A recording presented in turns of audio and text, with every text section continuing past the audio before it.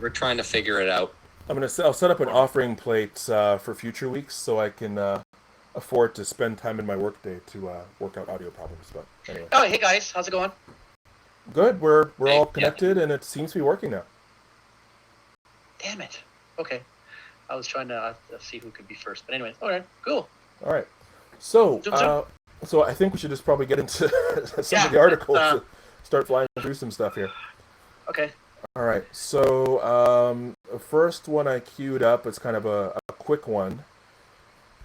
This one's kind of a bit of a twist, and we'll get into some of the news of the day, but I thought this was kind of an interesting one, that a Bitcoin expert, quote unquote, scammed a scammer and donated the money to charity. This guy out in Nova Scotia, I believe, Calgary, tricked somebody who was trying to bilk him out of some Bitcoin and financial frauds, and basically was able to, some of these guys who go after the elderly or vulnerable folks, this guy has an educational channel on YouTube teaching people about cryptocurrency, and he's been targeted by scammers before. But one time somebody slid into his Instagram inbox on Monday offering to double his investments. I know I'm on Instagram. I get tons of spam on my Instagram for all kinds of stuff. So, but anyways, bottom line is it seems to have worked, right? So this guy was actually able to play along, pretend he was a newcomer to Bitcoin, didn't know what was going on. He faked a Bitcoin wallet statement. He went all in, faked the amount of money. And actually the scammer met him halfway and sent him $50 at one point. And then as soon as he got that money from the scammer, he dropped his bluff, called out the scammer, and donated money to charity. So there you go. Just kind of scamming the scammers there. We're coming out trying to get our money, trying to take our dollars little by little. And a good old Canadian boy just managed to scam some offshore scammers. So there you go. Faye says my audio is bad. Okay, I have another trick on my sleeve for that as well. Faye, thanks for letting me know. Fred and AJ, any comments on this Bitcoin thing before I get to go ahead and make a trip over to Manitoba? I'm not too familiar with Bitcoin, unfortunately. Sorry, I don't really understand it too well to speak with any authority on it. Okay. AJ knows anything. I just know that I don't even know how to get a wallet started and how to retrieve your money and how that works. I need to look into that. Okay. Yeah, right. I was honestly trying to figure out this chat thing here in the whatever. But Bitcoin, some scam about it. But I don't know if I should start investing in it. Maybe one day, but I just don't know enough. I haven't really taken the time to look into it, and it probably would have been good if you bought it like 10 years ago or something. I don't know. Well, they keep inventing new ones, and I understand that Bitcoin eventually does run out. They only have so much they can mine. I know that I've read there's been situations where there's been wallets that have been raided and they've lost thousands of dollars. But I hear pros and cons for it. Maybe I'm still a traditionalist and I like paper money. I like having the feel of it. I'm just afraid that someone's going to break into your computer who's a computer genius and just wipe you clean.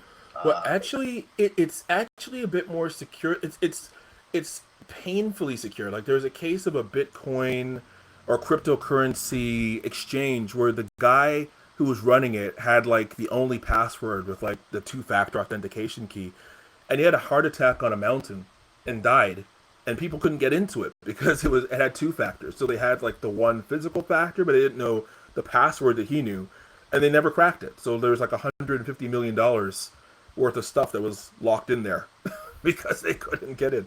So Jerry Tommy McCannuck is talking about gold, crypto hacker's dream. Yeah, I mean, people kind of trusted, and they got to decide, hey, we're just going to put our money in with trust, and then you never know where it's going, right? So, well, like you said about the Bible, like where they talk about the cashless society. Cashless society, yep. And I don't like a cash. I see all these nincompoops coming with their smartphones and paying with their Google phones, and I'm just thinking, why? They have all this info. I don't really understand it. I never investigated because I have no interest in investigating it. But I just think the whole concept's retarded. What would be interesting is like a decentralized currency or something like that, right? Something that's not that can't be inflated by printing of government money or whatever, something that's more secure in that sense, right? I think with the way things are going in the future with some people on the right, how they're going to be refused to have like a MasterCard and this and that, it may be good to have some type of alternative currency type thing that you can fall back on to buy shit with. But, what can you really buy with it right now? Not much. Mhm. You know what I mean? Not many people take it at this point in time. But, I can see the idea behind it and the freedom of it and like, how it's not connected to the Federal Reserve and all this other crap, right? Yeah. So, Some folks in the chat are mentioning gold. I'm just curious actually right now because I remember it's going through the roof right now. Gold. After that huge thing in the stock market, apparently, wow. Gold went up a bunch. Yeah, I remember it was like 2,000 US a few years ago, and then it kind of dropped a bit. So yeah, it's at about 1,500 US right now. So interesting. Very interesting. Yeah, hiking with Steph, he said, paper money and cards don't matter. You need to know how to grow and hunt if those things fail. And that's one of those basic truths too. It's that I was thinking, that's true. I was thinking about that. Yeah, we assume that life will always be, as easy as it is right now. And we may not have, we'll always have these luxuries and stuff, but it's always good to know, there's a lot to know about how to grow food, right? Mm-hmm. Like you need to know a lot. It's like, if you just think, I can go grow shit, when you're in that situation, you're going to be like, oh, fuck, why is everything dying? You need to do some research beforehand and all this other crap and experiment. And same with hunting, fishing, just these types of things, it's always good to have those skills to fall back on, right? Mm-hmm. Mm-hmm. Okay. All right. I was thinking about that today when I was just bringing, I've assembled my own bike, but, in terms of tuning it and stuff like this, and I had to take it to a bike shop just to tune the fine tuning of the derailleur system for my son. I was just thinking, God, I'm such a loser. I can't even freaking tune gears on the bike. I can assemble it, but I'm just thinking, these little things, if you were, like we talked earlier, we were having a little bit of a debate, folks, but, if you were to wipe out, look at the 80-20 rule, right? And if you were to wipe out a significant portion of the population, a lot of the population wouldn't know what the hell to do because, we're so... Yeah. We go into a butcher's and we get our meat all packaged nicely and stuff. Like, well, yeah, what happens in the backseat? You have to kill the cow, you have to dismember it, you have to, disembowel it, and take the choice meats. And it's not that easy. There's a lot of knowledge that a lot of us regular folk know are completely freaking useless, right? It's not even just the hand to mouth food survival stuff. It's also, how do people exist without the gadgetry and the distractions and the interaction? I remember, was it 2003 or 2002 when we had that big blackout in most of North America? People were looking into the sky. They thought, what's with the stars? They were completely confused. Yeah, right? Well, definitely that was my major thing, but just kind of interacting with each people or with each other, or the subway in Toronto, the subway was down, and people had to walk for an extended period of time for people who don't normally drive, and kind of talking to their neighbors because they had to kind of help each other. I thought it was very, very interesting. So that was what barely a day, hours really that was going on. So imagine that on an extended level. Then when the fridges, there are restaurants that had to throw out food after say a day. There's Julie, yes, 2002 blackout. There's restaurants that had to throw out food. That's imagine if they had to go for 1 day, 2 days, 3 days. Do people know? Okay, let's keep the fridge closed at least as much as possible. In Russia, store eats you. That's right. Yeah. It's true. It's true. I'll give you an example. So I won't delve into it. That could be saved for another discussion, and maybe the one that what's his name, Canadian Libertarian Bennett and I are going to have a discussion on, and AJ could join in. make a gang up on me, but there's been resets in society. Like I know from Croatia when during the war there, a lot of people died, and a lot of people didn't know what to do. They would just kind of nomadically move around, searching, areas for food. But there were some townspeople when we were placed in a small town. It was just old people. They were growing, like they started a little garden, and they had tomatoes, they had like onions, they had everything. But like today, you can talk to some people. They don't even know that you have to fertilize and change the crop in your garden. Sometimes you can't just continually grow the same shit all the time. It's different nutrients gets pulled. So even today's kids, I get them to try to help me, plant some vegetables and shit, and they don't know a lot, like how putting in fertilizer, different soils. It's a craft, right? People forget. And so we're incredibly lucky that to AJ's point, that we have, now it's a huge government. So now that we're there like little sheep to the slaughter with this government, but that the government was there for some time being to provide society a form of subsistence without hardship. Yeah, the chat doesn't know we spent like half an hour arguing about the government before. That's why it took a little while longer too, so they don't get some of the references. To your point. Anyways, let's move on. Sorry. I enjoyed the pre-show while I was trying to get the audio working. Anyway. I mean, these debates are good because they hash out ideas that could, it's storming. What we call that in project management is storming. Storming. Yes, this is the storming phase. Yeah, that's right. Yeah. Right. So people get ideas of, what should be the next move for all of us to live a happy life. Hopefully. You had another article, or? Yeah, I definitely do. Or is I think AJ has something too, right? I'm sure you do. You send them over to me on because I don't want to mess with the system too much. We're using duct tape and chewing. Just send over the links, and I'll keep putting them in here. I'll send my link over to you, and then AJ can send his. Yeah, sure. Yeah. So we had a development, some breaking news just before the show. Well, at least before we planned to do the show. It seems like they seem to have found the bodies of these two murderers somewhere in on the banks of the Hudson. So the polar bear got them. I knew when they took the. Speaking about that case, right? Yeah. There was an article from, I think it was Global News, that was like, why do we react this way when it's these victims and not missing and murdered Aboriginal women? Why is everybody so crazy about this case? And not, it's like, are you kidding me? They're on loose for a month.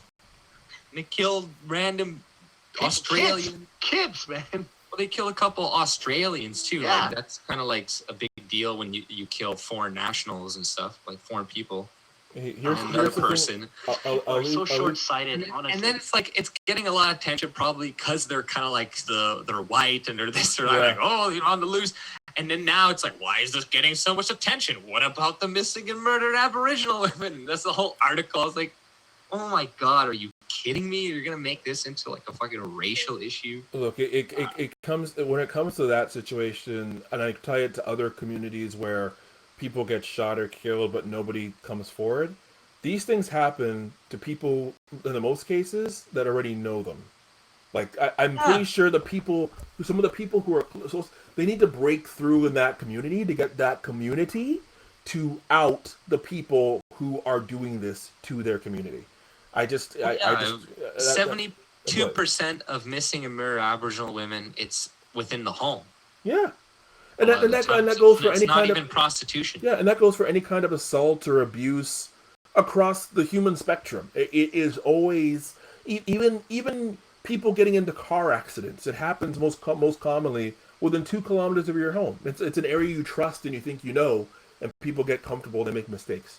But in the home, people take advantage, unfortunately. And that's where these things happen. It's somebody who already know and trust that your guard is down, and if it was somebody on the street, you probably wouldn't let it happen to you in some of the same circumstances. So I think that community has a shield around it, self-imposed, and they are not outing the people in their community who they're suspicious of or whatnot for the police to investigate properly. Because when you have that group, and it's not even like in one region, it's spread everywhere. Like, that's cultural. There's just something going on that is not being spoken about. I don't know why, but anyways, if they're really it's serious political. about it. Of course. Yeah, it's cultural and political. That's true. Yeah. It's a wedge issue that they're using against people who are conservative or right-leaning. Yeah. I don't know what we're called today, Nazis, So fascists. it's actually funny because the RCMP originally hadn't searched the Fox Lake Cree Nation, and that's apparently where the bodies were found. They were found in the area of the Fox Lake Cree Nation. Originally, they were searching everywhere but the reserve. Maybe the natives did something good for a change. Yeah. Something positive, right? Oh my gosh. Check for some bows and arrow entry wounds and shit like that. Yeah, the torched SUV was found, allegedly driven by the men. They believe, so Jane McLeod, the one who's like, I believe we've done everything we can, and I'm so proud of our investigation. But we haven't checked the reserve yet. Nazenbor asks, how bad was the state of their bodies that they could not positively identify them? Well, they're doing an autopsy. They said their bodies, well, actually, they didn't go into too much detail about the condition of their bodies, but they said they were going to do an autopsy in Winnipeg. So, AJ, if you can go on the scene and investigate. I'll show up. Let me see the body. You could be like the guy from Press for Truth, that's showing up with a camera, like, I'm a journalist. Yeah. You smell it for whatever reason. But yeah, like I sent you a link of the other article from Global News, like sure. I really go through it, but just the headline, like the BC killings got instant attention, yet crimes against Indigenous women get less. Why? Oh God, I love that shit though. It's like, get the fuck out of here, fucking bastards. Yeah. You want me to put up that link? Yeah, sure. We can go through it. Like it's a pretty short article, I suppose. No it's not that long. Yeah, it's coming up now. All right, here you go. Yeah, so BC killings, right? So it says, BC killings got instant attention, yet crimes against Indigenous women, get less. Why? Before it became a manhunt, the story was about a young couple in love murdering during a road trip to visit Canadian national parks. The bodies of Australian Lucas Fowler and American whatever were discovered. And even start off, while it's undoubtedly a unique story, especially now that the search for the two suspects initially presumed missing stretches into the second week in northern Manitoba, it's also prompted many to question why this case has commanded so much public attention and drawn on so many official resources, while the disappearance and murder of Indigenous women and girls seem to command far less, right? So there's definitely a racial element there, said Heidi Matthews, co-director of Nathanson Center of Transnational Human Rights, Crime and Security, and associate professor of Osgoode Hall Law School at York University. Osgoode Hall, yeah. I know this isn't original thinking, but all weekend this manhunt has made me think about the lack of justice for murdered Indigenous women and girls. Imagine a response this immediate with this level of media coverage and this well-resourced when their bodies are found. See, like, they're just blatantly ignoring all of the differences in these cases. It's not the same at all. A lot of the times these girls go missing, and then like people go missing and they're found all the time. So it's like, they're not going to have a huge manhunt for somebody who just goes missing for like a day or something, as opposed to, finding people butchered in a car and then more people killed and then they're on the run. It's clearly a different situation, but we don't have to really go through more of the story because it's just pretty much just more of it just keeps doing more race baiting throughout it. It's just like, well, why is this? And this is just global news trying to get their $600 million from Trudeau and helping to divide the country essentially. Like this type of stuff is not good for society. This type of. Meanwhile, he said in a visit to the Inuit community, he stated that the divisiveness of Canadian politics he's not to blame for. It's everyone else, which is fucking hilarious. I don't know if you guys seen that in the National Post. Yeah. But yeah. When you bring that point up, it's hilarious. He's the one who's dividing the country. Yeah. Men, women, gays, not gays, whites, not whites. Don't worry, I have an article about that one too. That's coming up. Okay. But I'm a little suspicious about.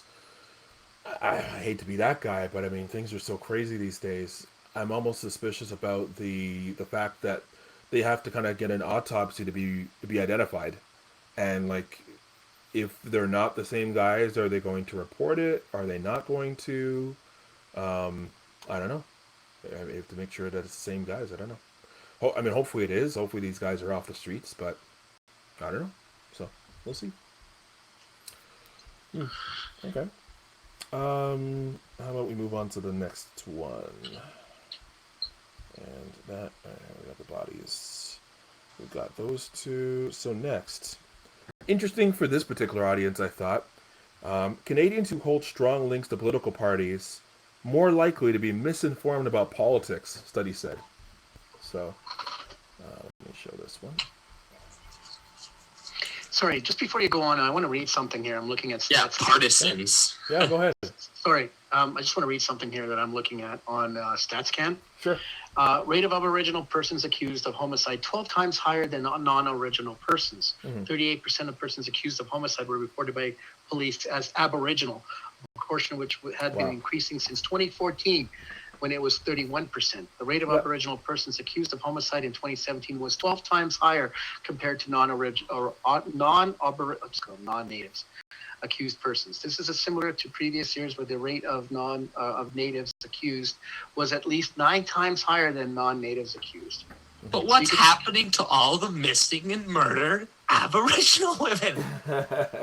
Right, but they seem to skip over StatsCan right here. It's like a fucking huge summary. It's about... There's no explanation of this other than white supremacy and racism and colonialism. Yeah, but they would never bring this piece up in StatsCan, right? They will never bring it. Native homicide to native homicide is getting higher each year. The fact that it's claimed that we're committing a genocide against them is just ridiculous. They're doing a genocide to each other. Mm-hmm. Well, how do you genocide a group where their population is only increasing every year? Like that doesn't make any sense. It's like it's death by 1,000 cuts. Like, shut the fuck up. Just making this. It says here that most victims knew their killer. As in, most cases. Yeah, exactly. Right? Like most people, when assault or murder or anything, or theft. Yeah, most people are killed by somebody they know. Yeah, or crimes are committed mostly against people who already know. No, it's actually more rare, much more rare, to have to be completely random versus somebody you trust.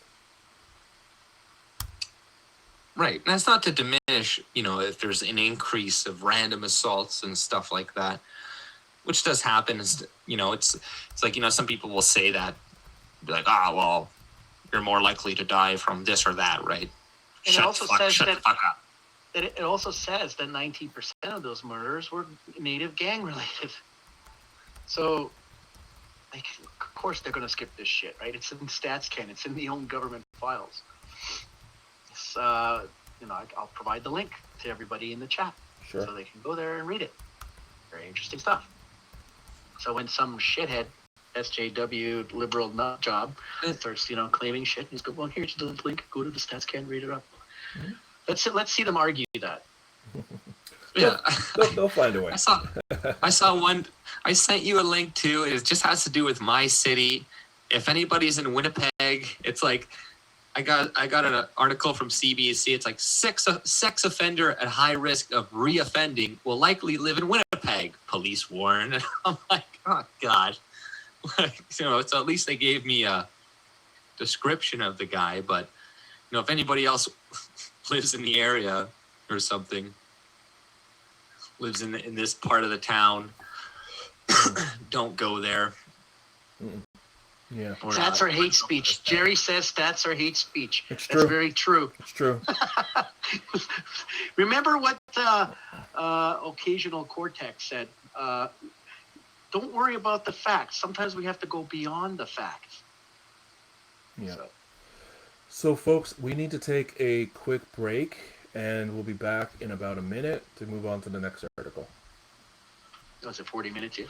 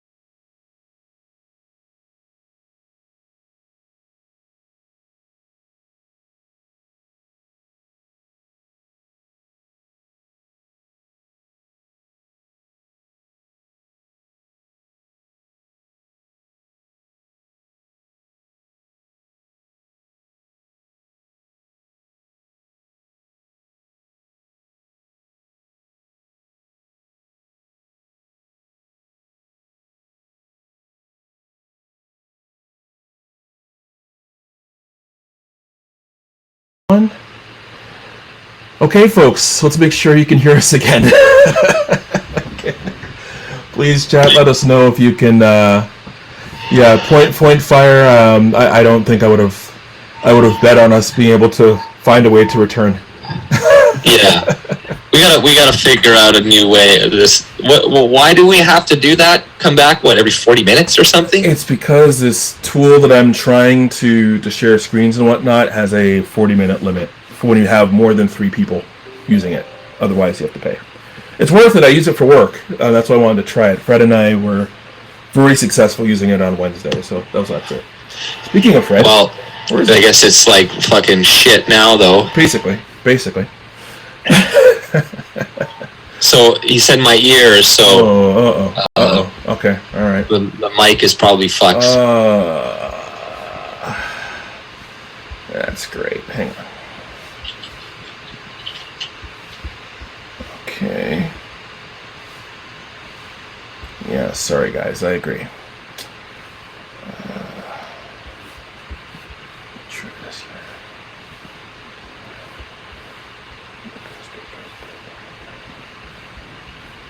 Okay. How's the audio now, folks? It's quite shit. Hello. Yep. Is the audio okay? Where's Fred? Is he trying to join, I guess? I don't know.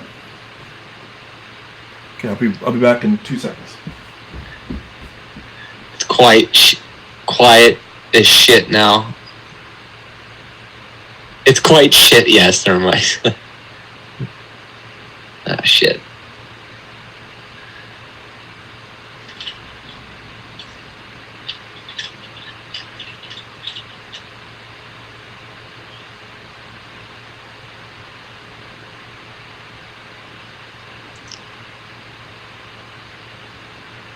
Maybe we should just use that fucking, what's that thing next time? That one that Made in Liberty was using? I can't remember. I don't know. Fred isn't dead. Fred hasn't rejoined us. I don't know where he is. AJ's cracked as hell. Okay, so I sound okay. Feedback from somebody. Canadian Roundtable ASMR. Okay, very good. I can do that. Okay. So we're doing a... Let's do this. No, okay, that's my ASMR impression. Where's Fred? Come on, Fred, let's get back here. Well, let's just try to get that one mic working, I guess, like this one. Yeah. Okay. StreamYards? Is that what it's called? Yeah, it's not that. It's the audio routing. OBS wasn't working for me today, and so I had to rig something else up. For some reason, I had OBS all set up on my computer as well, but it wasn't loading. So I had to rig something else up to do things today. So that's all. I had it ready and tested from before, but for some reason the app won't load today. So, and Fred's computer's in the shop. So, anyways, okay, he said he's coming. So, let's move over to this next article about Canadians who hold strong links to political parties. So, okay, I know everybody can hear me okay. I'll keep playing with some things to improve AJ's sound, and Fred will be joining us any second. So, Canadians who hold strong links to political parties are more likely to be misinformed about politics. So I thought that was interesting because I like to believe that this audience is or thinks that they are rather savvy, and certainly following news a little bit more. So we'll see if we agree with some of the conclusions of this study. I think it's probably people like who are partisans. Well, if they feel they're more, if they have links to a party, then yeah, I imagine they would be partisan. Because everybody holds like everybody's holding a link to a party, but it's like kind of like a vague way of stating it. I guess maybe they'll clarify it in the article or something, but yeah. I'm thinking they probably just mean like somebody who's partisan. Well, yeah, of course, partisans, like those far leftists or like the conservative kind of cuck people that are neocons and shit. Mm-hmm. Like they can't they can't see new information as well. I'm not saying I'm not biased. Everybody's biased, everybody to some extent, but I don't know if I classify Larry and Mo. I don't know if I even classify as audience as having a super distinct, because I don't know, a lot of people, I guess some people support Max or whatever, but I don't know. You guys hear me? Yes. Yeah, I can hear you. Sorry, Frank. Oh, no worries. I don't know. Can anybody else, does the audio sound better, guys? Well, we got a comment from Sanico saying, what's with the sound coming out like an old radio? Okay. So, yeah. Same? So, hey, which national party leader is missing from this group of three in this picture? Mr. Bernier.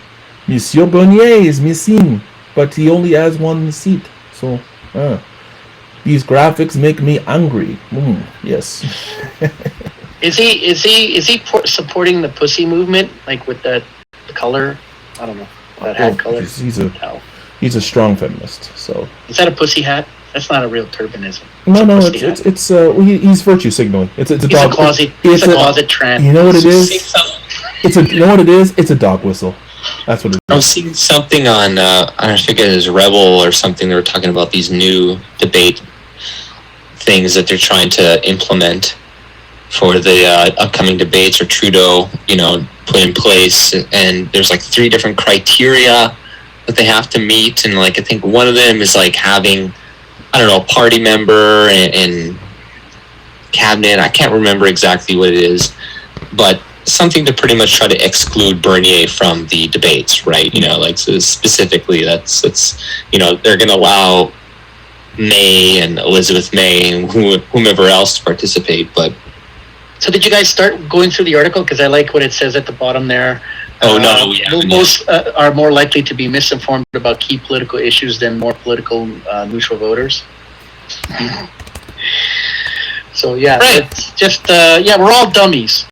We all have no idea what's partisans. Like, I think the article means partisans. Yeah, partisan people who will only vote ever conservative or only ever vote liberal. Mm-hmm. Well, yeah. Okay, let me read through this a little bit, and we'll see what else they have to say here. So, a new study found that Canadians who hold strong partisan beliefs are more likely to be misinformed about key political issues than more politically neutral voters. Data released Wednesday by Digital Democracy Project found that strong partisan Canadians were more often incorrect when answering a set of 10 basic questions about current political issues. Those who had no partisan affiliation or weaker ties to a political party were less likely to give an incorrect answer. I wonder if they go far enough to determine if there's people on one end of the spectrum who are less informed than others. Let's find out. The study asked 10 questions that had relatively clear answers, like whether or not Canada is currently on track to meet climate change commitments under the Paris Accord. Interesting question. Or whether the deficit was greater in 2018 than it was in 2015. Yes, it has gone up since Trudeau was elected. That's for sure. The results suggest that the more partisan a voter is, the more likely they are to give an incorrect answer, but they also suggest, perhaps counterintuitively, that the more traditional Canadian news Canadians consume and the more time they spend on social media, the more likely they were to give an incorrect answer. Are you telling me the mainstream media and Twitter are giving people fake news? Who knew?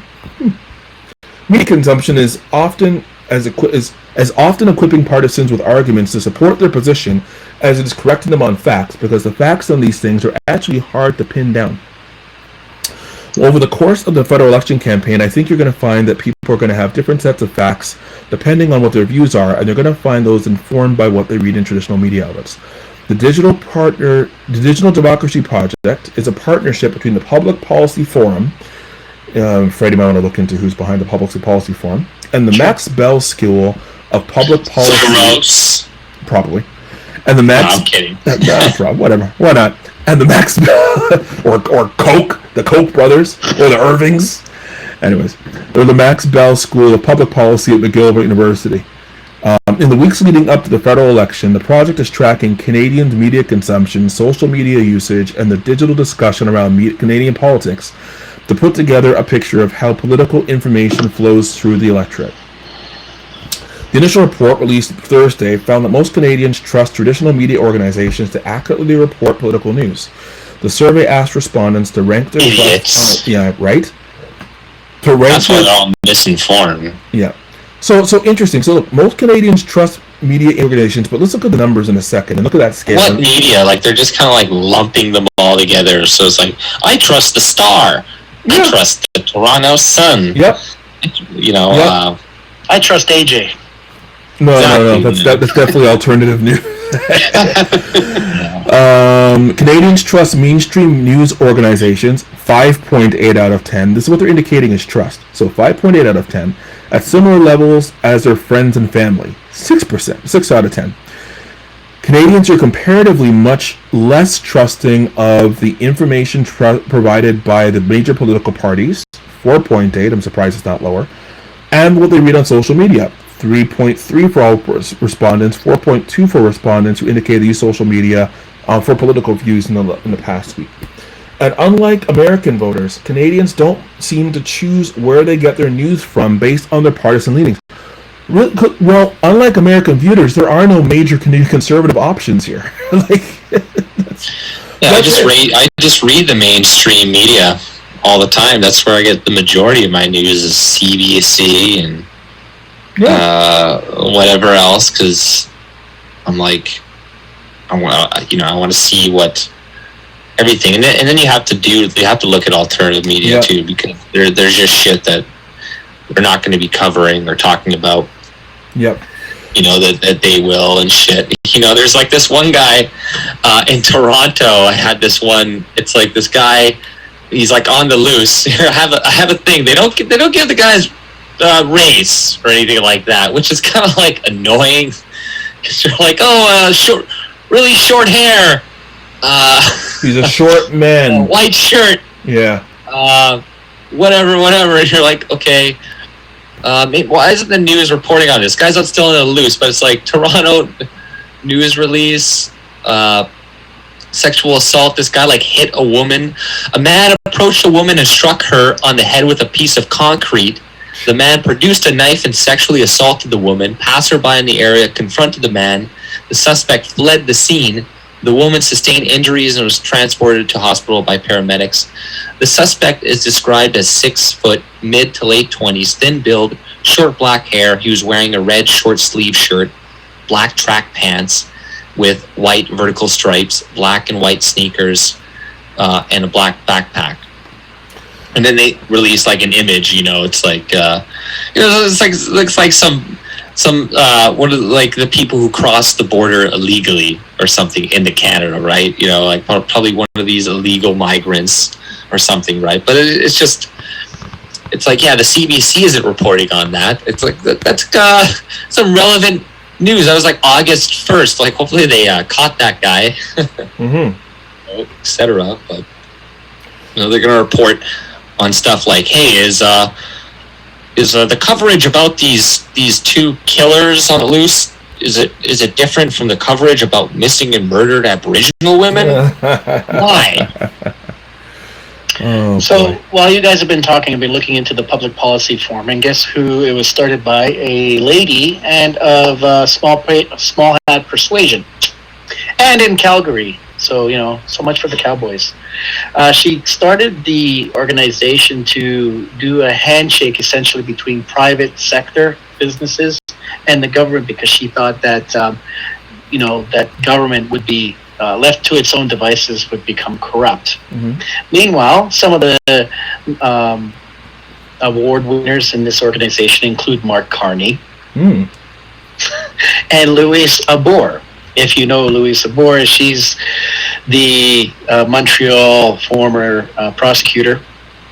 She works for the UN right now. She's trying to actually introduce Indigenous war crimes, or what would you call this, crimes, hate crimes for the Indigenous people, what has happened to them. So yeah, you can see that there's obviously another NGO self-interest. And the current president and CEO is Edward Greenspoon. Oh, how nice.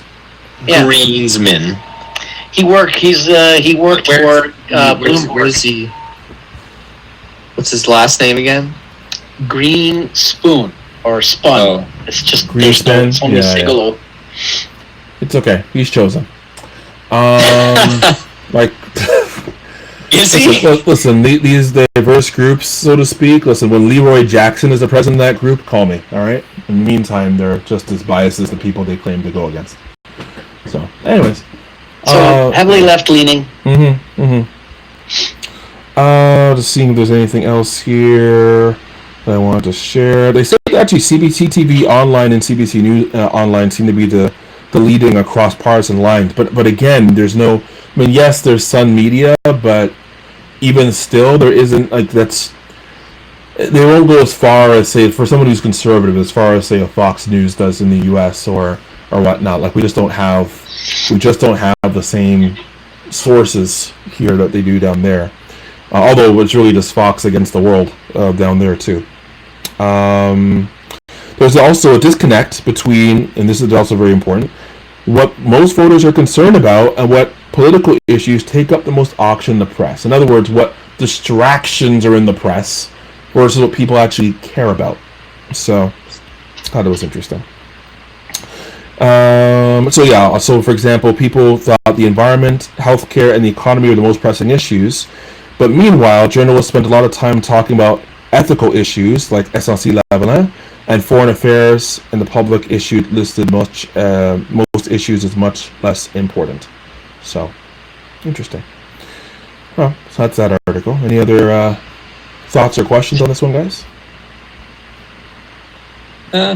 Not really. Like, I don't know. I didn't really go too much into why. Yeah. Partisan. Yeah. Like, we didn't give too many examples. And It didn't. All right, next. But I got a story. Sure. I think I sent you the link. Nope. Okay. Check your chat, my friend. I'm staring right at it. Okay, I know why. Because when we took a pause. It was in the old pause. The old one. Got it. Okay. So I'll resend it to you. Thank you. Okay, there you go. Okay, you got it. I'll post it right now. Copy link. And we don't need to see this one. There we go. Okay, so Ah, Jessica, my old friend. Jess, Ooh, Mr. ooh. Jess, Mr. Yanev was arrested when his home was raided by the RCMP. Ooh. There were other news that he actually was brandishing a taser. I had joked with Maiden Liberty today with her post that possibly that could have been a confusion with him, that may have been a sexual device. Oh, But jeez. a taser in the hands of a pedo. I mean, I'm a little bit shocked that this man wasn't arrested earlier. So it says here, an update according to the National Post after the Monday afternoon Blair White live stream, which is another freak. If you guys don't know who that is, it's a transsexual that is now trying to have a baby. And you may ask, how's a man trying to have a baby?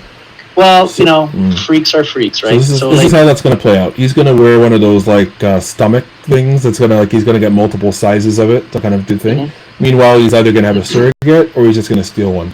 And then they're having a surrogate. So his his boyfriend is impregnating some wacko libtard. No, I thought he was going to impregnate somebody. No, I heard it was going to be him, but I don't know. It gets confused. I don't even want to think. Boyfriend's like just a huge gay cuck. He was like, all right, well, you do it. And then, I don't know. He's like going off his therapy or something. So just imagine what that does to that poor child, right? Like, it really, honestly, just completely messes up the entire dynamic. Whatever. Yeah, like that's don't. So when they had this debate, it just kind of nerves me all the wrong. I'm not gonna watch that. Just two I can't weirdos. stomach that shit. Like one is less weirder than the other one. What can I say? Let's talk about the stunning, and to use Jerry Tommy McCanuck's words. Let's use a stunning and brave. Give us a stunning and brave summary of this article. Okay. About the stunning and brave Jessica has confirmed speculation that the Walnut Grove home of Jessica Yanev was raided by the Royal Canadian Mounted Police last night. The raid follows Yanev's explosive live appearance on Blair White's YouTube channel, brandishing and demonstrating the functionality of a taser at one point in the debate, and claiming to be fully aware of its illegality. Yanev was also claimed to possess pepper spray. Yanev's discussion of the weapons followed a lengthy racist rant disparaging the East Indian and immigrant communities of British Columbia, asserting we have fucked up people who migrate here who think they can do whatever they want. Who said that? He did. Talk about. This is hilarious, though. Like, I don't know, man. Oh, Jesus Christ. Reports about the raid initially circulated on the forum Kiwi Farms. Oh, good old Kiwi Farms. With the user and neighbor to Yanev WG Kitty reporting the arrival of police at approximately 9:46 p.m. Eastern Standard Time. The user reported police presence at Yanev's Walnut Grove residence. Can someone look up Walnut Grove? I want to see what the houses there look like. Sure. Residence overnight, August 5th, with a search to be conducted by federal RCMP this morning. Yanev was reportedly not allowed access to the residence while the RCMP conducted their search, with Langley police guarding the residence since police arrived last night. While the RCMP declined to provide a specific name unless charges were laid, which is dumb, they were able to confirm that the Post Millennial that a warrant was executed at Walnut Road address, confirmed to the House Yanev. The warrant considered a prohibited weapon, with the responding officer noting that an active file is still ongoing. What is bizarre about this article and this creep and our illegitimate police force is that the guy was cited, and there was a woman who had come forward that he was predating on young girls, even texting in the washroom like, should I teach this young girl how to put up her pad during her menstrual period? And this is what they have to. This is like fucking Al Capone, right? Yeah. They couldn't bring the guy down for murder, so we'll just get him on tax evasion. Yeah. This is so stupid. Yeah. Tasers are prohibited by civilian use under the Canadian Firearms Act, but you completely ignored the fact of those text messages and the young girl coming forward and presenting those text messages. It's because she was racist, because he was racist during the thing, so get him. This actually has to be totally confusing for the authorities. So it's like, okay, we need to arrest this person. We don't want to touch the transgender thing. That's a little sensitive. Okay. Oh, she's racist too, but she's already transsexual. So, like, what protected group wins? because they were making that whole thing before because they're like, he's only targeting immigrants. Immigrant hairstylists or waxers. Right, yeah, that's right. Text message. Yeah. It was like, it's hilarious. I'm like, Yeah. I don't know. And then it came out he was like a pedophile, and it was like, kind of ruined it. Ruined the funniness. Well, it's right there. It says the Post-Millennial has previously reported on disturbing allegations of sexual interference by UNF towards girls as young as 14. Some of them now adult victims of those inappropriate behaviors have filed reports with CyberTip, Canada's online child exploitation reporting service, and the RCMP, according to Ashley Smith, whose experience with UNF include have been offered child pornography. She was contacted. Why did I keep saying she? Oh, sorry, it's the girl, right?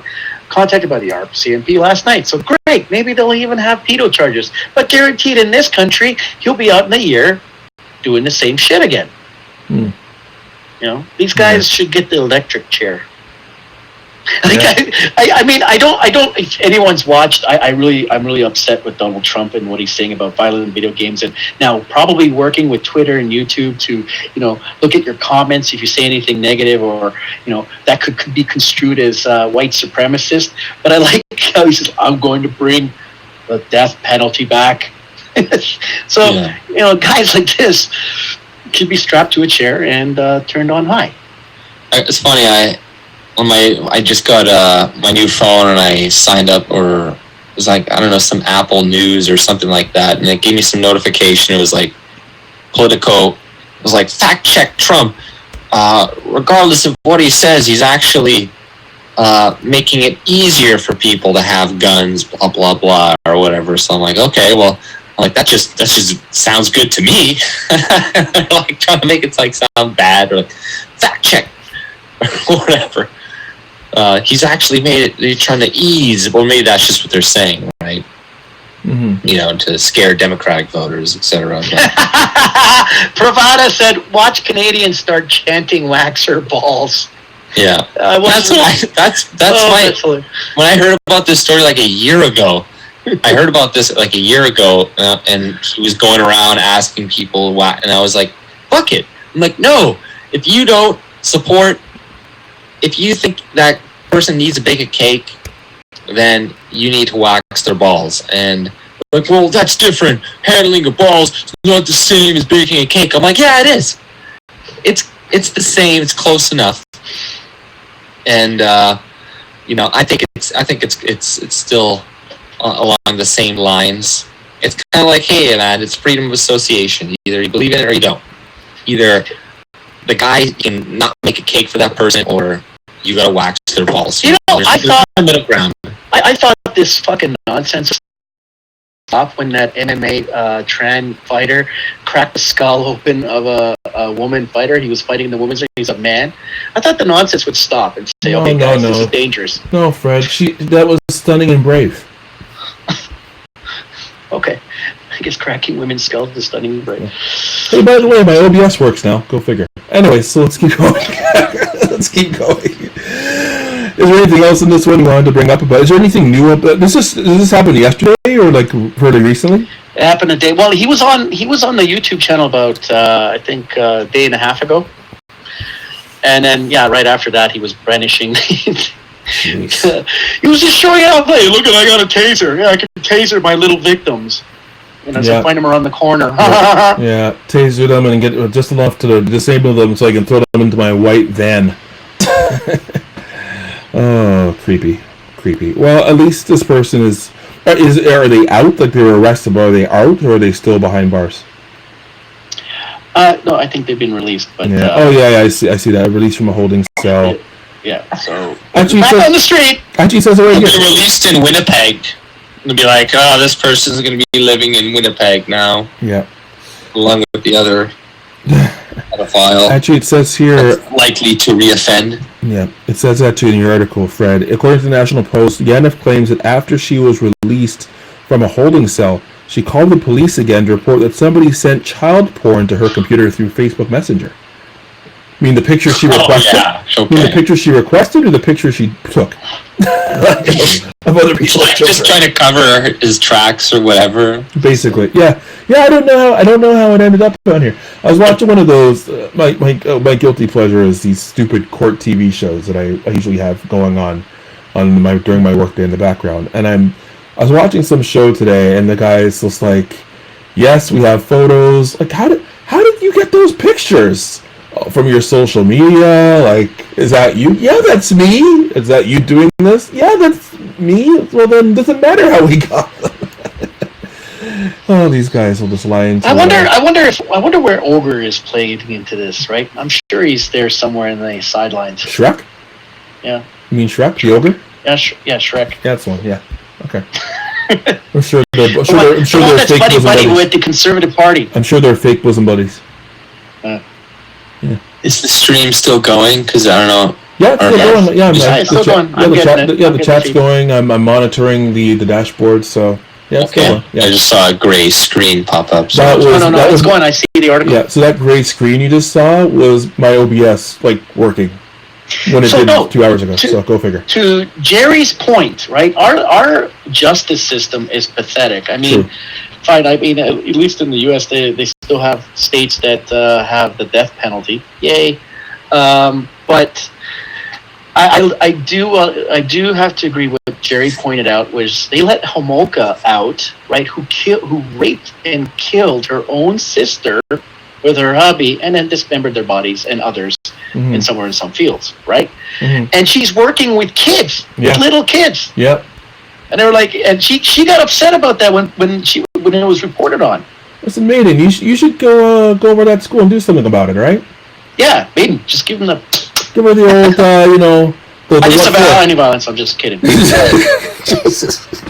This is my channel. Yeah, disavow. Disavow. I'm just kidding. It's a joke. Allegedly. It's a joke. Allegedly. You orange-faced maniac. Anyway. Yeah. Cheeto-faced gremlin. Yeah. Fucking idiot. Anyway, sorry. Okay, sorry, Susan. We didn't mean to say that. Okay, go well, ahead. hold on. Pravada is saying, actually, Ogre is opposing it and saying that it is bringing negative attentions to trannies. Yeah, because it actually is. I have to agree with Ogre. No. Ogre was the one supporting giving hormone treatments to kids, man. Well, the only reason is because it's the racist side, because they all start with oh, he's doing this to immigrant women, and then a couple other things or whatever. So it's kind of I could see,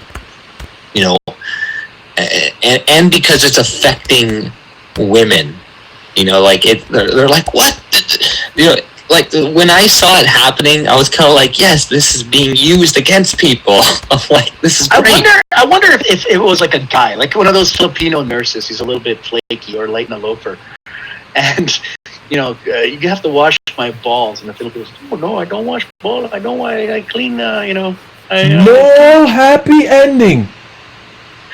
No. I left that life behind. Ah, jeez. All right, what's the next article? All right, that's mine for today. Let's I got it. Let's go. So this one I thought was kind of interesting, a little bit off the beaten path here. Canadian news.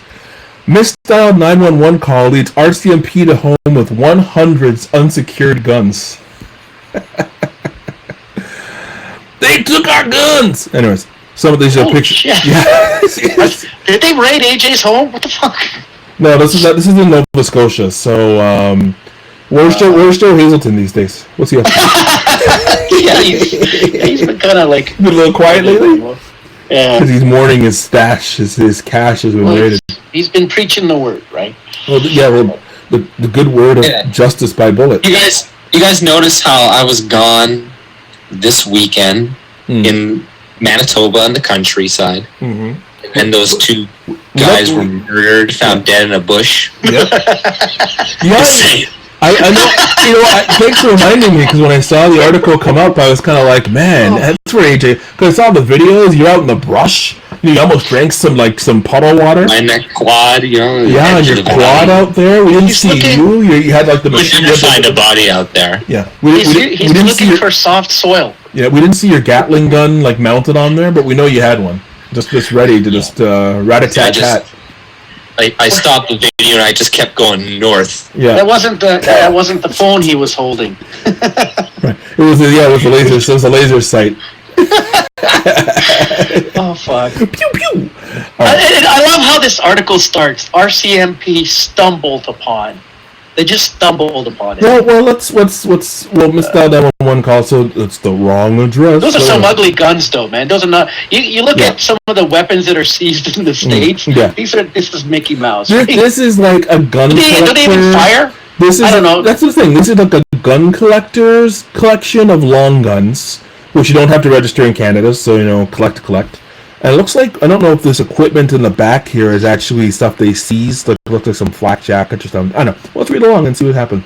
I think this is all because of the video games, personally. I definitely think the video games is Call of Duty. This is totally Call of Duty's fault. Well, I was playing Borderlands 2 this morning before work, and I was kind of like, man, I just want to do this in real life. How is that game? Is that a good game? It was a lot of fun. Yeah, I have It's actually, I got a combo one on my PS4, which has the Borderlands 2, and it also has the prequel Borderlands game, which was where I was just playing the prequel, which was a lot of fun. I'm waiting to. I played today on my new PC. I did play some Warframe, which is good. It's a little bit different with the mouse and stuff. But I'm looking forward to getting Call of Duty before it's banned.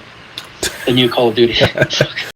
RCMP stumbled upon 100 unsecured guns earlier this week while checking on a home in Nova Scotia's Yarmouth County after the resident misdialed 911.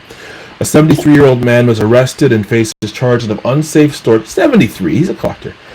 Arrested and faces charges of unsafe storage of a firearm, and police seized all 100 guns. RCMP said in the news release. Maybe he kept forgetting he had a gun and just kept like, oh, I like this one. It's just what's wrong about 73.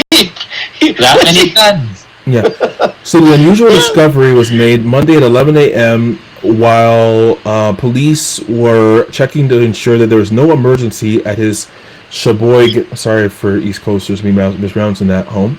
94 long guns and 6 handguns were taken. The man legally had possession of the guns. Whose fault is it? They actually did speak to the person on the phone at the time of the call, and he said there was no emergency and he was trying to dial 411. Clark said that RCMP have to respond to all 911 calls, even hang-ups and misdials. So when the police officers went to the individual's home, they felt they needed to get inside the home to make sure there was no emergency. With permission from the homeowner, they did own the home. How many RCMP officers did they send, these big, intimidating guys, against a 73-year-old man who probably didn't feel like he had a choice? But anyways, guns were found throughout the house, none of them secured, she said. What we should be seeing with something like a rifle is that it was disabled or locked in one way. The man was later released and is scheduled to appear in Larmouth Provincial Court in October. So I feel much safer, frankly. But, so this was released today, this news? I believe it was today, yeah. Let me see. I haven't seen August 7th. Psycho, but if they use this for gun control, right? It's like it's right into their hands. You see, we're so incapable and incompetent to actually keep track of shit. Mm-hmm. We actually need to ban all guns. Yeah, like what's this old guy was hold up against the police with all those guns in his house? Well, he could probably barely lift one of those guns. Well, I'm glad. The thing is, I'm glad he cooperated, because if he didn't, and the guns were all out the house, and these guys are kind of peeking around and seeing, what does that look like? Well, of course, you cooperate. You're a fool. But, so I always I definitely still want to get my license and stuff.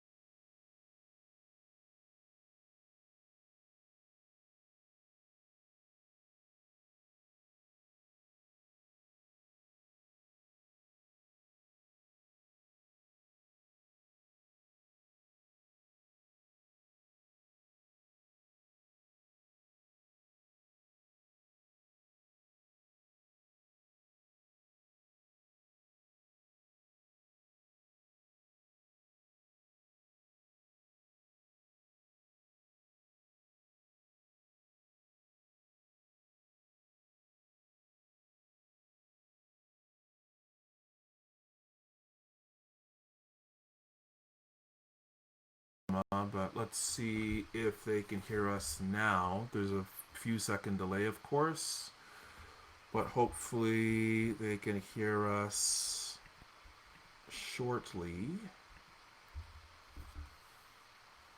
Why must the screen lie to us?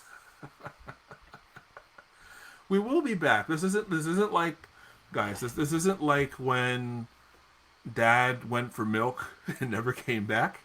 All right. This isn't like when that girl went to the restaurant, went to the washroom on that date and never came back. Like, we actually are coming back. You guys should hear us. Is AJ on? AJ's here. We've We've been waiting for you. We've been waiting for you. So what happened now? How come there's no? They can hear us now. They can hear. You got to keep up with the chat. You got to keep up with the chat. Sorry. Yeah, man. Come on. Okay, I got an article. If you guys don't have an article. Hold on. So just want to make. I just want to make sure they can hear us. Okay, so folks can. It's still low. Okay, so they can hear me, which I expect, but AJ. Hello. Okay, can you guys hear AJ? Figaro.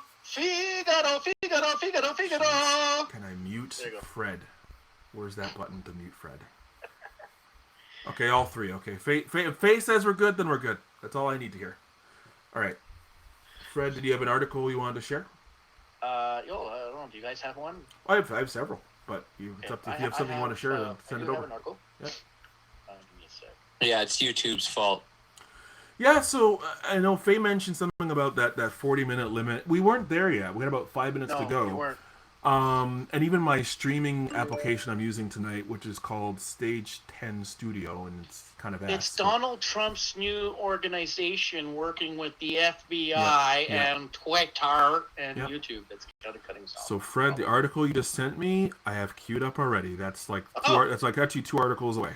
But there's one I want to talk about before that. No worries. Because the next two, we're gonna have a Trudeau block, but I want to get everybody nice and pissed off first. Okay, that's easy. Just mention his name. Okay. So next article here. So this one, poor guy, he's okay. I mean, they're going to give him a hard time, but he'll be okay. There's just a little slap on the wrist. When CSIS comes a knockin', amid reports of Muslim students contacted by spy agency, a hotline aims to help. So, Jesus Christ, really? Oh, for crying out loud. By the way, because we like to profile on this channel, what we do is what I use to kind of get around some of the paywalls, and some of you guys can try this as well.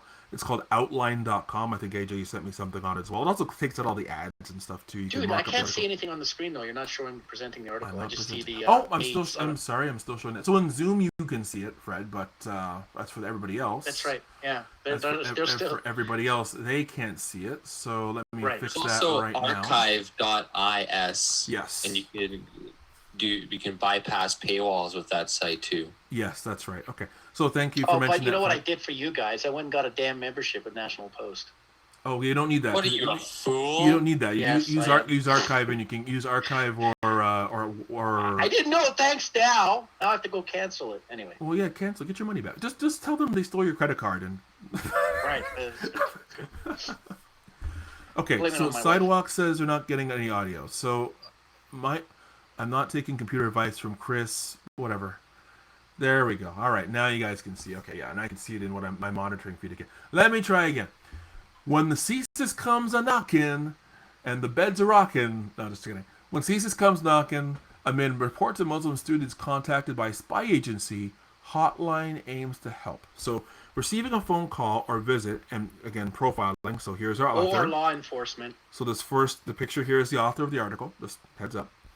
Receiving a phone call or visit from Canada's spy agency or law enforcement is increasingly familiar experience for many Muslim students on campus. Hey, question for you.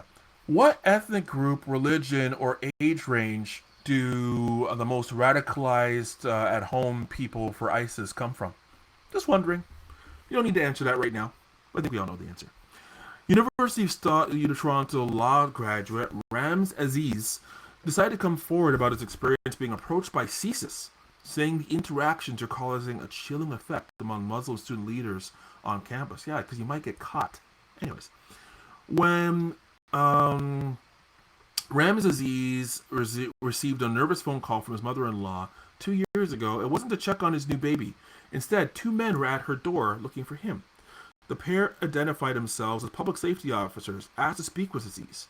She dialed him and handed him one of the phone. "You're a hard man to find," Aziz recalled the man saying, suggesting they meet for coffee. Aziz was puzzled. A simple Google search was shown that he is a University of Toronto law student, he thought. Why show up his parents' place out of the blue? I think that alone shows how incompetent Canada's spy agency is to not Google the man's freaking name to find him. What are you talking about? Even the U.S. Like now they want to so the U.S. right now, with the help of Trump, wants to confiscate. You're gonna see it. They're gonna confiscate more weapons, and when it came down to those shootings. Mm-hmm. There was numerous instances where they could have gotten engaged and they didn't. So the incompetence is not only reflective on Canada's spy agencies, it's reflective on most Western spy agencies. Sure. Well, I mean, I don't know who they're hiring.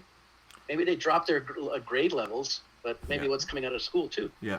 Well, I mean, the thing is, there's a lot of people to watch, and I'm sure there's a lot of things to investigate. So it's like, what's real and what's not? Like, it's we brought them in.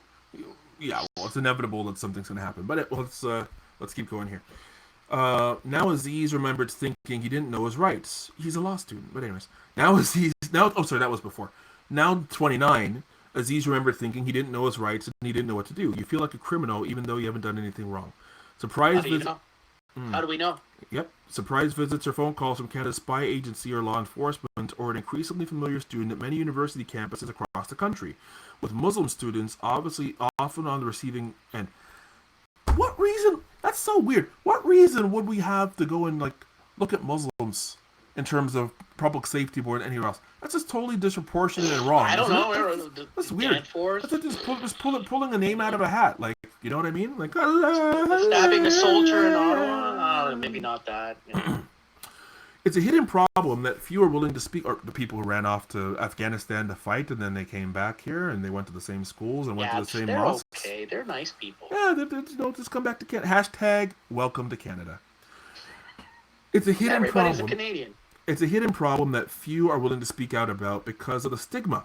So according to the University of Toronto, University of Toronto, that's all I have to say. One of the reasons we don't have data on this is there's just not an incentive to report. There's a certain degree of shame or anxiety around it.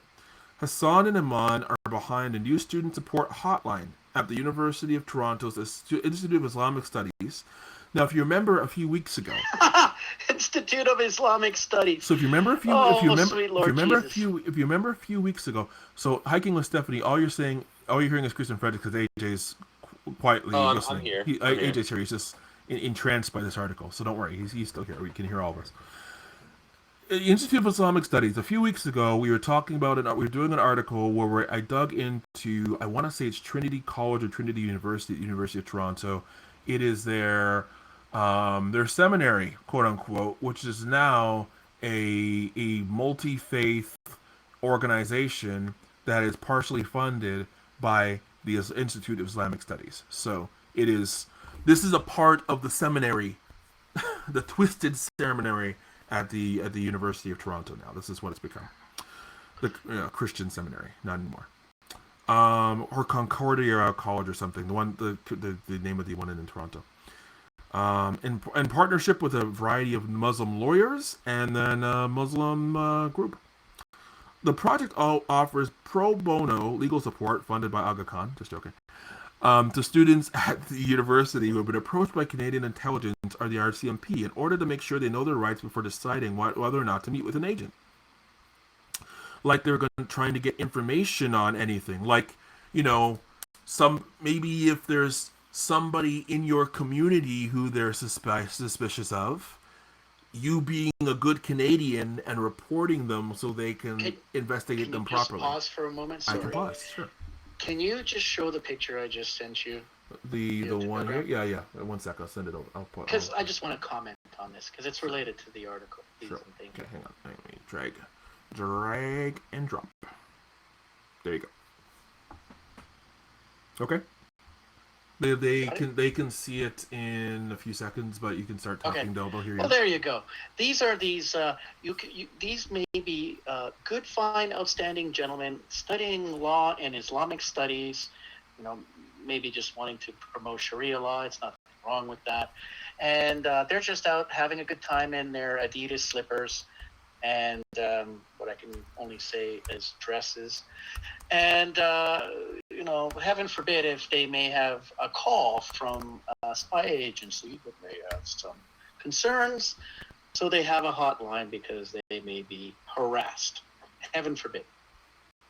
Yeah. Don't forget, their allegiance is not to Canada first.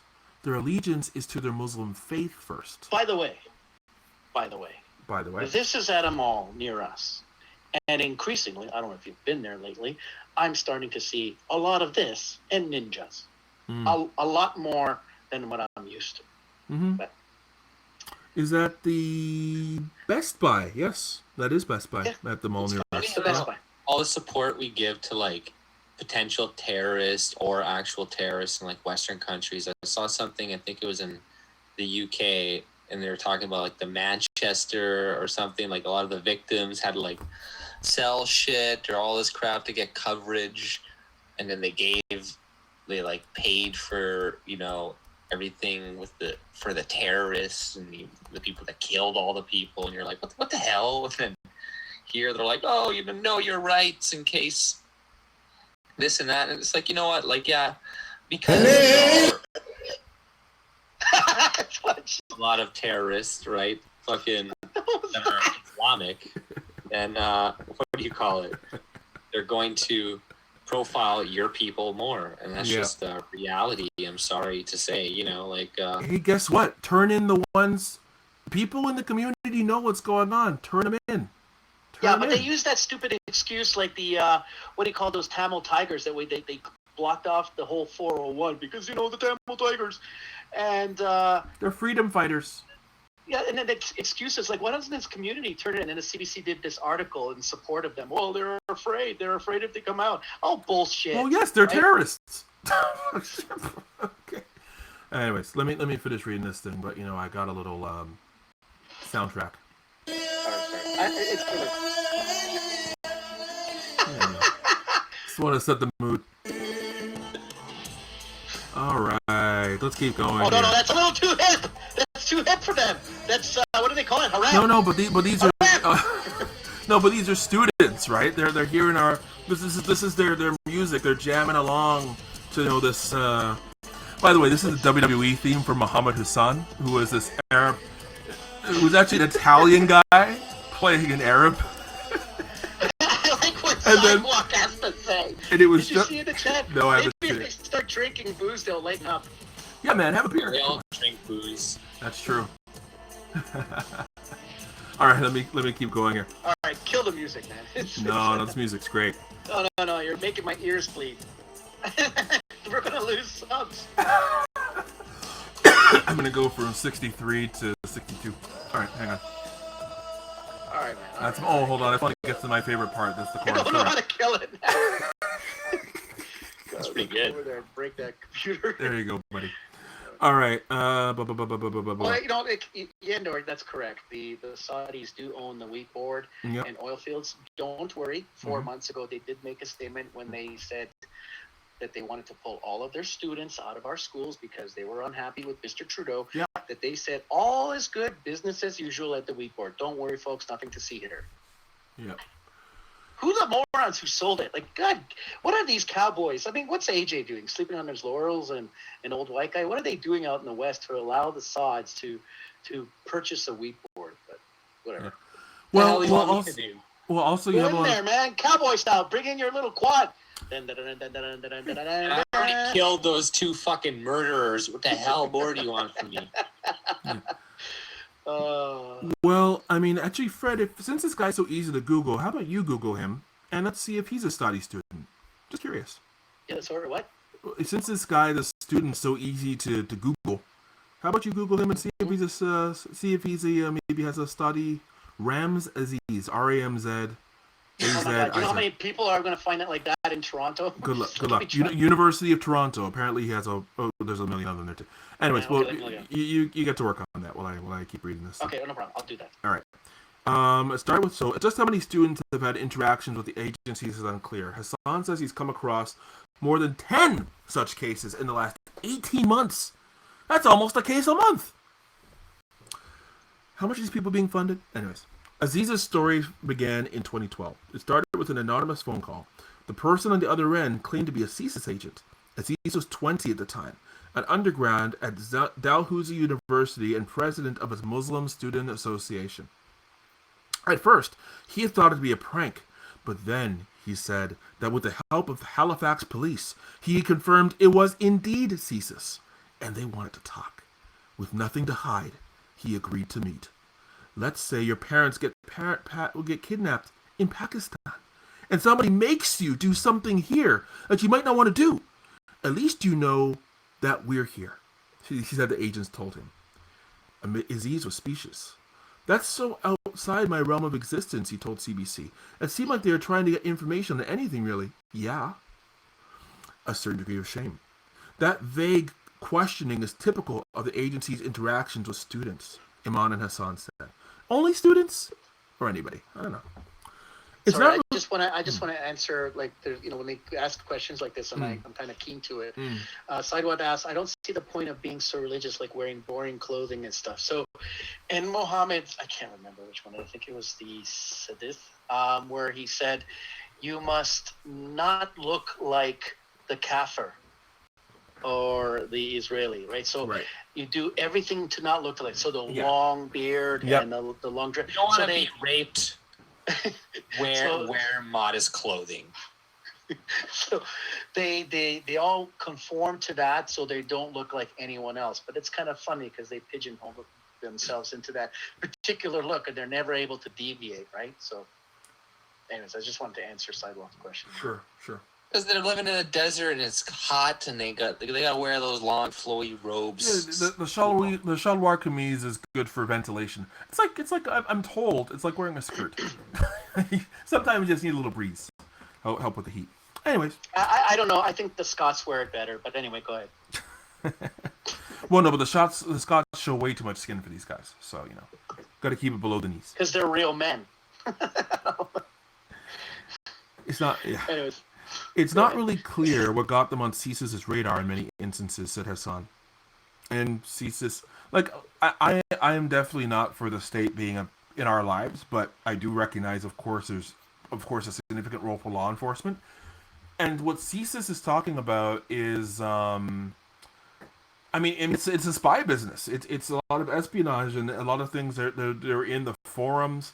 They're of course hooked up to. I can't remember the name of the agency.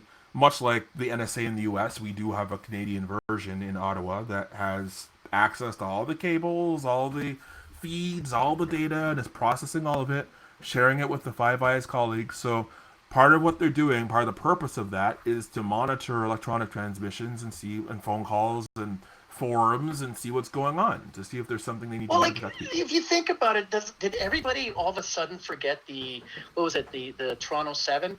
Yeah. The Toronto 18. I can't remember. Yeah, 18. The Toronto 18, right? Yeah. It was a collaborative work with the CSIS organization and the FBI and the CIA to catch these guys. Yeah. So, without that collaborative work, and probably they had even one of them had actually cooperated with them, right, to get off of, to get a leniency in the courts. They would have never caught these guys, and it would have blown up a GO train, because that was their plan. It was a via train out by Kingston or Prince around the I know. But if they didn't catch these guys, you know how many people would have been killed or harmed. Yeah, not to mention the infrastructure damage to major rail lines, not just for via but for cargo.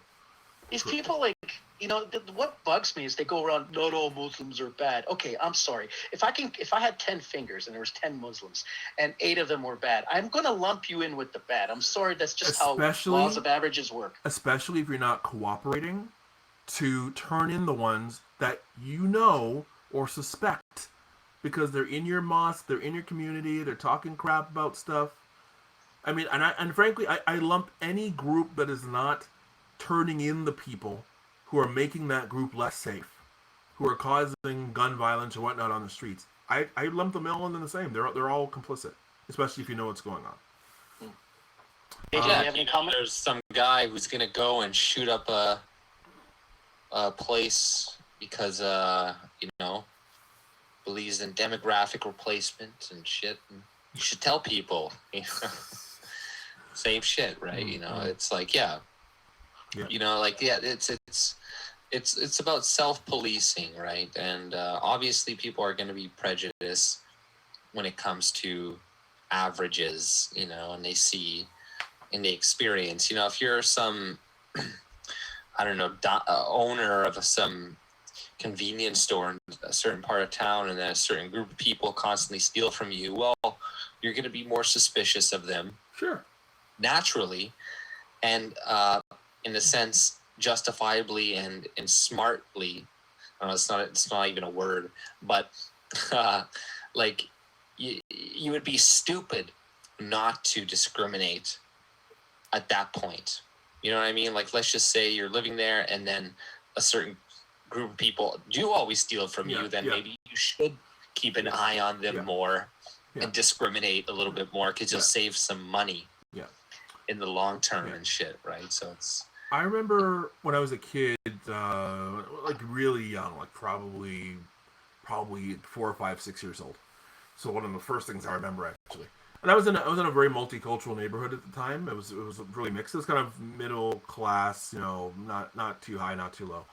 And I remember the corner store, and I remember it said that between certain times they only wanted to have. I remember reading the sign that said they only wanted to have like a certain number of kids in the store at once, and the hours were like in the afternoon sometime. Oh, probably I after remember school. that too. Yeah, but there's maybe you remember it from your neighborhoods when you were growing up, but it was just because like you get a bunch of kids coming in from school and they start to kind of fool around, and they're just being kids having fun, fine, no problem.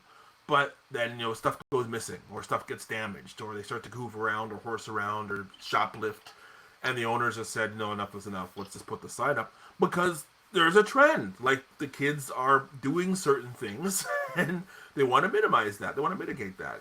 I mean, there comes up. Yeah, not everybody is the same, but unfortunately, a few bad apples ruin the whole bunch. That's the story of life. Anyways, it's not really clear what got them on CSIS's radar in many instances, said Hassan, the commonality being that they're Muslim.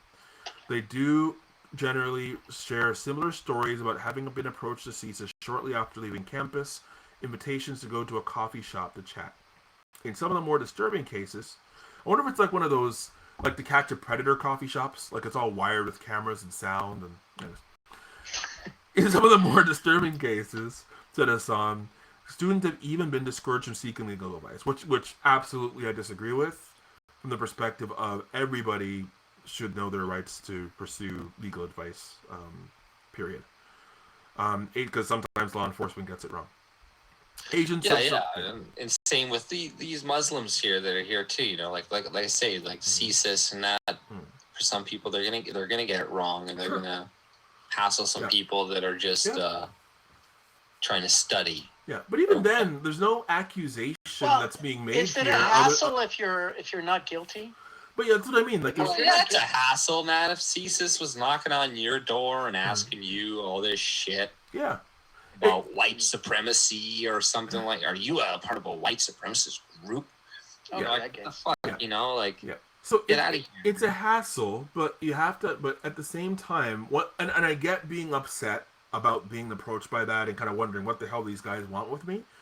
But what they've described, once you take a step back from it and kind of look at the bigger picture, which we have to do, is there's obviously people, maybe not people maybe people you do know, who are going overseas to fight for our enemies and then come back. There are things being said that are being said in Arabic in mosques that don't necessarily jive with what's being preached outside of mosques. And I think it's important that these guys, if they are going to be Canadians and enjoy the safety that they're here to enjoy, they have to contribute by turning in some of these people. So what I'm seeing CSIS do, and I don't like law enforcement either, but there's a role that they have to play. They have to ask the question to say, look, I mean, they don't want to name any names. I get it, because let's say there is somebody they know there's an associate because of social media or whatnot or some kind of connection. They don't want to say, hey, tell me what's happening with Habib, because the guy's gonna go and be like, hey, Habib, this guy was coming and asking about you, and it's gonna tip them off. Versus just saying, look, if there's something you should tell us, then let us know. If there's something you see that you're wrong. And it's like, okay, well, it's not about me. Or so maybe they're just shaking the bushes a bit too, right? Sure, Maybe yeah, there is a yeah, connection, yeah. and they know, like, this a tactic of shaking the bushes. You come in there and you rattle the guys, and it scurries the little rats around, right? Yeah, exactly. That's it, that Shaking you the bushes there, yeah. right? It's another tactic in the spy agency toolbox. You Yep. see it in movies all the time. Yeah. But I did look up Mr. Aziz? Rams Aziz. Yes. It's quite interesting. I'll let me send it to you, Sure. and then maybe we can. This article's been going on for a while, but I will just say this one little bit here. CISA said, when CISA seeks cooperation or assistance from Canadians, we emphasize that the discussions are voluntary, which is what they said. And this piece about against getting legal counsel, absolutely, that's exactly the way they should answer that question as well. And then the last... The first thing everybody says is, "Am I under arrest?" And you can also refuse to cooperate, yeah. right? But I can understand. And then Go ahead, sorry. I've experienced where law enforcement's been quite nasty to me. Yeah. I've had run-ins, and they act like complete assholes, right? And even when you try to make a complaint about the treatment, they're like, "Yeah, go fuck yourself." And I'm white, so white supremacy, that bullshit. Yeah. Yeah. So no, I can understand the feelings of outrage or not outrage, but feel targeted and kind of and all that. I get that, but these guys need to have a realistic. They need to be real here. Yes, they may not be talking about you, but keep your eyes open, because there's maybe somebody around you that you should be looking at for the greater good. But as you've mentioned on these shows before, Fred, and as other people have said, I mean, their allegiance is not to Canada first or the safety or whatnot. They will, even if their brother is severely deranged, they'll pick him first. So I guess it's a hard thing to be. At any moment, right? You notice this about, AJ can speak to it, and everybody in the chat, is you could get together and you kind of bitch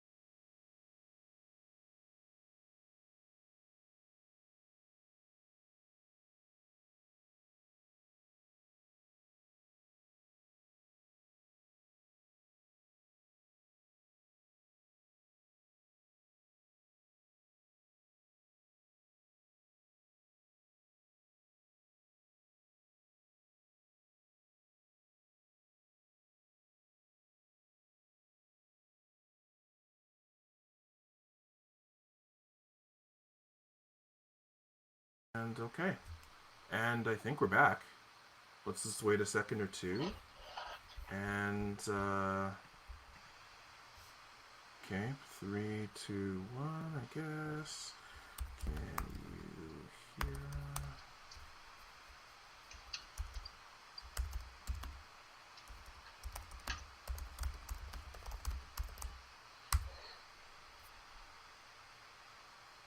We are up. 1 second. That's not. They can't see it yet though. I can see it. It's just No. You can see the be right back, but they're still like a minute behind us. okay, but I see. They're saying, "Yep, Yeah, but they yep, can't. you're back." I don't think they can. I don't think they can hear us yet though. Now they're caught up. Yeah.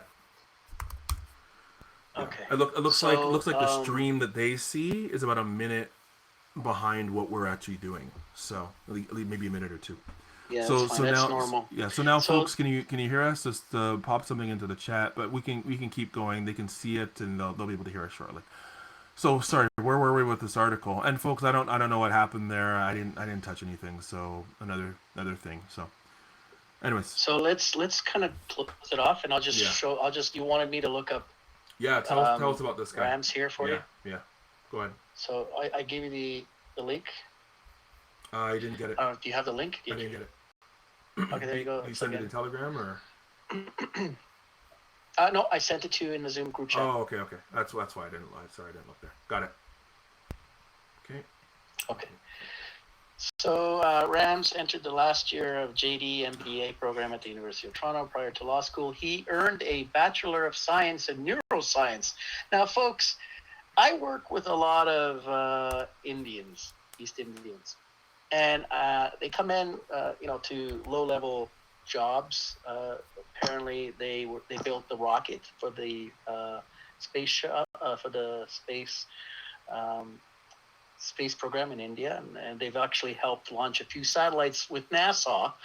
On top of that, they were the #1 boxing champs in India and got all 100% on every school test since they were a baby. So I don't know how much truth there is to this. I just happen to notice there seems to be a lot of exaggeration on their CVs. And extremely. I've worked with one individual who apparently told me, "Oh, Fred, I got a good job at the airport. They for a project, they're giving me $140 an hour." I'm like, "Oh, really? Wow. Why are you here? Why are you still here?" "Oh, I want to finish project." Right, sure, okay. And I noticed on her LinkedIn when she left our company to work at another banking industry, she had said that she was a director of the program. And I'm like, okay, you were with the vendor and calling me at midnight, begging me to talk to your Indian managers not to fire you because you were doing such a shitty job. But yeah, so I don't know. This could, genuinely, the person might have a Bachelor of Science in Neuroscience. I don't understand the pivot into going to law school. But I have to also say that it's unfortunate that we don't send a lot of our community, our fellow Canadians to university to get good. Because I find them not getting, or they're being pushed out primarily because of the preference for Asian students because they pay a huge fee. But it also says here, an energetic leader in both the law and business school communities, Rams currently serves as vice president of the South Asian Business Association and is a treasurer of the Students' Law Society. He works closely with the administration of both faculties on diversity and inclusivity issues regarding South Asian and Muslim identified students. Rams' community work centers around poverty alleviation and food security advocacy. He currently serves as an executive member of Project Ramadan, building food baskets for 2,000 low-income families across Toronto, Ontario.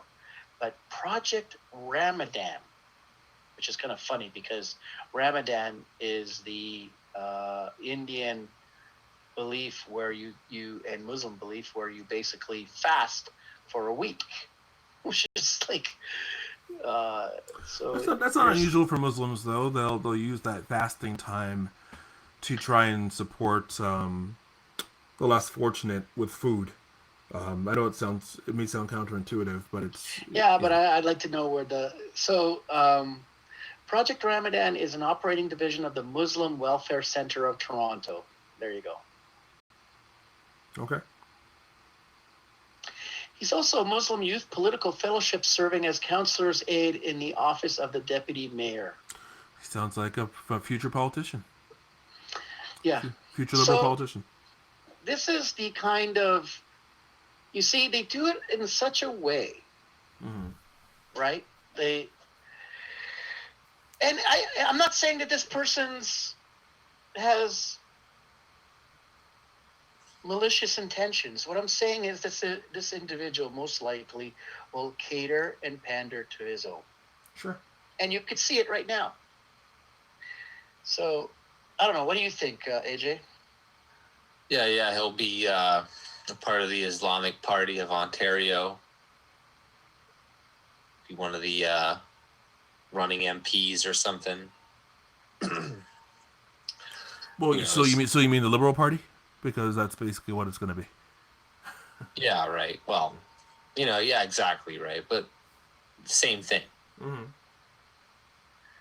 But yeah, like you're saying, he sounds like a future politician where he is, giving and he's a philanthropist, right, type person, giving up or his time to charity, but is it like this Ramadan, like, is it helping everybody? Is it helping just certain communities or this or that? Like, I'm not really against it, just helping. Well, when it's Project Ramadan, when it's an operating division of the Muslim Welfare Center of Toronto, what do you think it's going to? Well, right. It's kind of like they're obviously, what do you call it? They're not getting taxed for that, or they're getting their probably, the charity status. Yep. What is that called? Yeah, the charity status, charitable status. Yeah. Yeah, charitable status, I'm sure, so they don't have to So, pay. I looked up the Muslim Welfare Center of Canada. It says halal food and essential items bank. It says support children, but they're all Muslim children. Water explanation, they're all Muslim. And there's something called Kurbani Zabahi, which a sacrifice of cattle. So, sacrifice of cattle as practiced by the Holy Prophet Muhammad is an essential Islamic practice commemorating the sacrifice of Prophet Abraham. Muslim Welfare Canada has actively involved in collecting and distributing over 40,000 pounds of Karabi meat. So, do you guys have to really question where the money's going? I wasn't questioning it whatsoever. Okay, I mean, not questioning, but I mean, disbelieve that it's not going to the proper place. I doubt it's going to any white people. No, yeah, well, you gotta ask these questions, Or so black people. get the information. But yeah, like definitely, right? That's what I assumed. Anyways, right? Is that's the way, and they have charitable status, but at the same time, we kind of open up ourselves to this by giving lots of.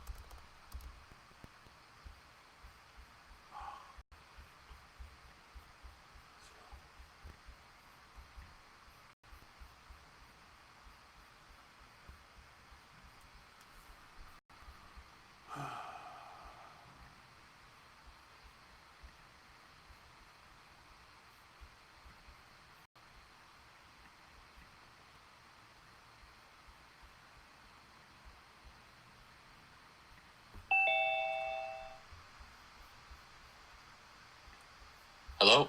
Yeah, our 40 minutes were up. Oh, okay. what a comedy of errors tonight. Yeah, man. Let's just fucking end it, man. I gotta go and I think we're for tomorrow. I think we're good. For those of you who have hung in there throughout, I see 14 people in there. I see the average watch time has gone up. Actually, here comes Fred. Before I conclude things, Fred. Yes. Yeah, we ran into our time limit, but you know what? It's past midnight, anyways.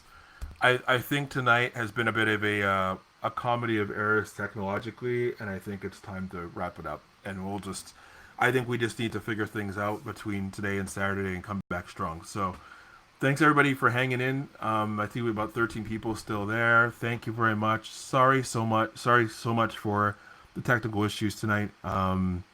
We will definitely find a way to come back strong on Saturday so that. Thank you for your support asking them to unsub AJ. But anyways, thank you so much for joining and participating in the chat. We will come back strong on Saturday night.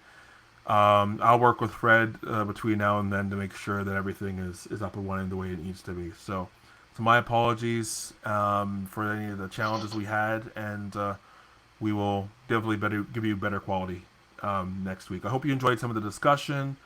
We will definitely be ready to go. All right. Thanks a lot. Take care. And subscribe. Right. Don't listen to AJ. Subscribe to my channel. Okay. Let's get me up to like. I'm trying not to decrease subscribers after today. I gotta edit that first hour or so you're waiting to join. Anyways, thanks a lot, everybody. Take care. Goodbye. All right. Sorry about that. But I think it was actually pretty good. I think the tool is pretty amazing. Yeah.